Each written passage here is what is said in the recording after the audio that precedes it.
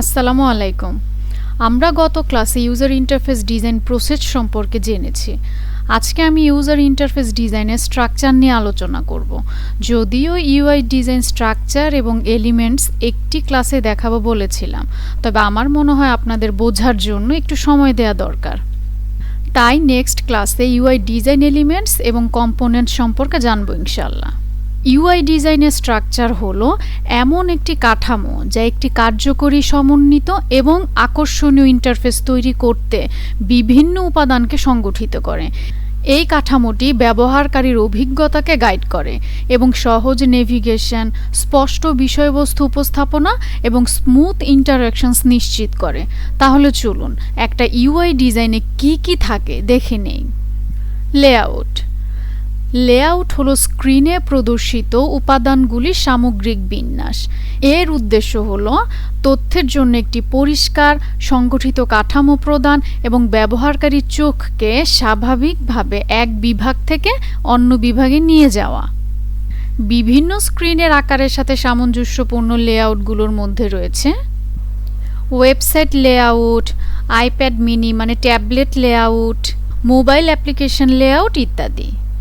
তারপর হচ্ছে header, top section বা শীর্ষ বিভাগ যা সাধারণ ব্র্যান্ডিং, নেভিগেশন এবং সার্চ ফাংশন অন্তর্ভুক্ত করে। এর উদ্দেশ্য হচ্ছে ব্র্যান্ডের পরিচয় প্রতিষ্ঠা করা এবং প্রয়োজনীয় অ্যাকশনস অর সেকশনের অ্যাক্সেস প্রদান করা। এর মধ্যে logo, search bar, user profile options, menu button ইত্যাদি থাকে। কন্টেন্ট এরিয়া, মেইন এরিয়া যেখানে মূল বিষয়বস্তু প্রদর্শিত হয়। এর উদ্দেশ্য হচ্ছে প্রয়োজনীয় ইনফরমেশন এবং ফিচার্সগুলিতে ব্যবহারকারীদের মনোযোগ কেন্দ্রীভূত করা। ফর্মস এবং ইনপুটস, ইন্টারেক্টিভ উপাদান যেখানে ব্যবহারকারীরা ডেটা প্রদান করে থাকে। এর উদ্দেশ্য হচ্ছে ব্যবহারকারীদের কাছ থেকে তথ্য সংগ্রহ করা, যেমন log in forms, search fields, filters, drop downs এবং চেকবক্স ইত্যাদি। বাটনস এবং কল টু অ্যাকশন, ক্লিকযোগ্য উপাদান যা ব্যবহারকারীদের নির্দিষ্ট পদক্ষেপ নিতে প্ররোচিত করে। এর উদ্দেশ্য হলো ব্যবহারকারীদের মূল কাজগুলি সম্পন্ন করার জন্য ওয়ার্কফ্লোয়ের মাধ্যমে তাদের নির্দেশনা দেওয়া। বাটনগুলোর মধ্যে রয়েছে submit on a form, cancel to discard changes, play to start a video, এবং সিটি এর মধ্যে রয়েছে sign up to create an account, buy now to purchase a product, learn more to view additional content ইত্যাদি। তারপর রয়েছে visual elements, যেমন ছবি, আইকন, ইলাস্ট্রেশন। ভিজুয়াল এলিমেন্টসগুলো ইউআইকে উন্নত করে থাকে। এর উদ্দেশ্য হলো ভিজুয়ালি কনসেপ্টস উপস্থাপন করা, বোঝার উন্নতি করা এবং আরও এনগেজিং অভিজ্ঞতা তৈরি করা। এর মধ্যে রয়েছে product image, icon, background image অথবা ইলাস্ট্রেশনস ইত্যাদি। টাইপোগ্রাফি। টাইপোগ্রাফি হলো টেক্সট কন্টেন্টের জন্য ফন্ট নির্বাচন করা। এর উদ্দেশ্য হচ্ছে readability, hierarchy and visual style স্থাপন করা। ফন্টের সাইজ এবং ওয়েটের উপর ভিত্তি করে তথ্যের মাধ্যমে ব্যবহারকারীদের গাইড করা। স্পেসিং এবং হোয়াইট স্পেস। স্পেসিং এবং হোয়াইট স্পেস হচ্ছে উপাদানগুলির মধ্যে প্যাডিং, মার্জিন এবং স্থানের ব্যবহার। এর উদ্দেশ্য হলো পঠনযোগ্যতা বাড়ানো এবং ব্যবহারকারীদের একবার একটি বিভাগে ফোকাস করার অনুমতি দেয়, যেমন ছবি এবং টেক্সট ব্লকের মধ্যে স্পেসিং, বাটনসের চারপাশে প্যাডিং এবং কন্টেন্ট সেকশনের চারপাশে মার্জিন ইত্যাদি। মাইক্রো ইন্টারেকশন, ছোট অ্যানিমেশন যা ভিজুয়াল প্রতিক্রিয়া প্রদান করে। ইন্টারফেসের অনুভূতি এবং ব্যবহারযোগ্যতা উন্নত করা, ইন্টারঅ্যাকশনসের মাধ্যমে ব্যবহারকারীদের গাইড করাই হচ্ছে এর উদ্দেশ্য, যেমন button hover effects, loading animations ইত্যাদি। তারপর হচ্ছে ফুটার।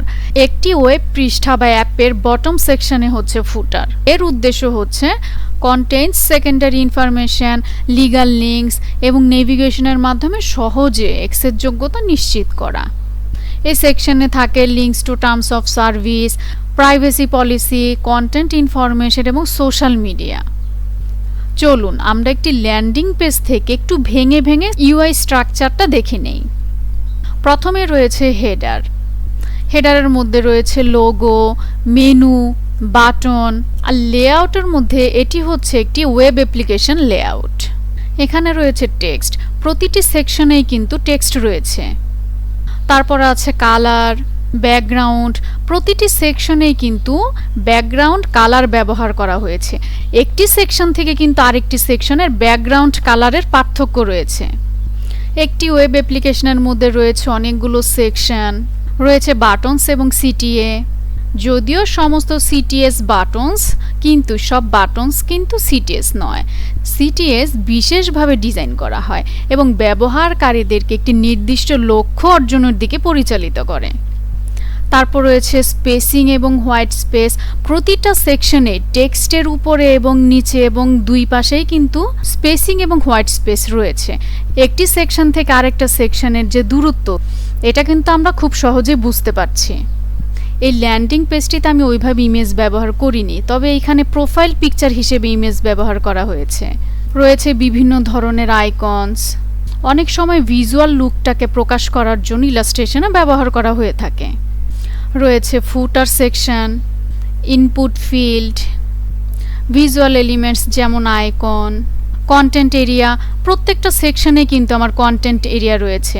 আমার টেক্সট, প্যারাগ্রাফ, বাটন এগুলোর জন্য কিন্তু একটি নির্দিষ্ট পরিমাণে কন্টেন্ট এরিয়া রয়েছে প্রতিটি সেকশনেই। একটি সুসংগঠিত ইউআই ডিজাইন কাঠামো এই উপাদানগুলিকে একত্রিত করে এমন একটি ইন্টারফেস তৈরি করে যা নেভিগেট করা সহজ করে তোলে, প্রতিটি অংশ ব্যবহারকারীদের গাইড করতে এবং তাদের অভিজ্ঞতা বাড়াতে একটি নির্দিষ্ট ভূমিকা পালন করে থাকে। নিশ্চিত করে যে তারা তাদের যা প্রয়োজন তা খুঁজে পেতে এবং অনায়াসে ইন্টারফেসের সাথে যোগাযোগ করতে পারে। ইনশাআল্লাহ আগামী ক্লাসে আমরা ইউআই এলিমেন্টস এবং কম্পোনেন্ট সম্পর্কে জানব। আজকের ক্লাসটি তাহলে এখানেই শেষ করছি। আসসালামু আলাইকুম।